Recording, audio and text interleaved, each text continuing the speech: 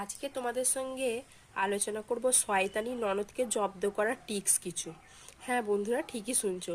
ননদ মাসে 15 দিন তোমার বাড়িতে চলে আসে আর এসে হচ্ছে লেকচার ঝাড়ায়, তারপরে হচ্ছে তোমার উপর ছড়ি ঘোরানোর চেষ্টা করে, কি করছো না করছো, কি খাচ্ছ না খাচ্ছো, এই সমস্ত ব্যাপারে বেশি আগ্রহ দেখায়, একটু বেশি মাতব্বরি দেখায়। তো আজকের ভিডিওটি হ্যাঁ তোমার জন্যই। তো চলো, নাম্বার 1, ননদকে ফোন করা আজ থেকেই ছেড়ে দাও। ঠিক আছে? নাম্বার 2, ননদকে এলে শুধুমাত্র যতটুকু কথা বলার হ্যাঁ হুঁ বলে ছেড়ে দাও, বেশি কথাতে জড়াও না। ঠিক আছে? যখন বেশি পাত্তা দেবে না, সে আসাও বন্ধ করে দেবে। নাম্বার 3, ননদের সঙ্গেই যে থেবড়ে বসে গল্প করা, তাকে বেশি প্রায়োরিটি দেওয়া, এইগুলোও ছেড়ে দাও। নাম্বার 4, নিজের হচ্ছে কেরিয়ার, নিজের সন্তান নিয়েই সবসময় ব্যস্ত থাকো।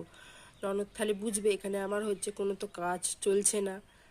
আর নাম্বার আর নাম্বার 5, যদি এত কিছুর পরেও তোমার ননদ যদি আশা না কমায় আর জ্বালাতন করা না কমায়, তাহলে 5 নম্বরটি হচ্ছে যখন আসবে তখন তুমি তাকে বলবে, দিদি আমি আনাজগুলো কুটে দিচ্ছি, তুমি রান্নাটা চাপাই দাও তো। দিদি আমি হচ্ছে, তুমি বাসনগুলো মেজে দাও, আমি ধুয়ে নিচ্ছি। দিদি তুমি ঘরটা হচ্ছে ঝাঁট দিয়ে নাও, আমি নাতাটা দিয়ে দিচ্ছি।